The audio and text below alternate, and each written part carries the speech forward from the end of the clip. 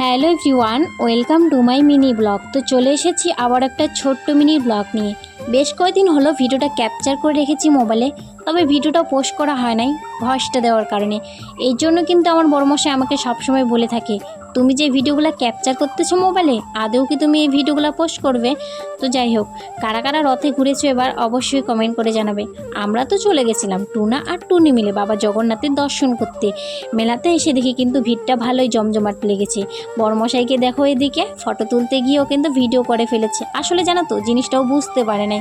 যেহেতু আমি ভেবে রাখছিলাম যে মিনি ব্লগ বানাবো, সেই কারণেই কিন্তু ক্যামেরাটা আগেই এনে রেখেছিলাম, ভিডিওর অপশনটা।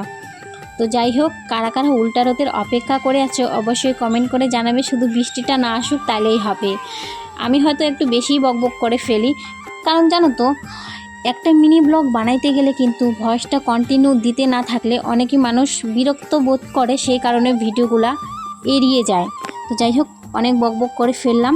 এদিকে আমরা বাড়ির দিকে রওনা দিচ্ছি।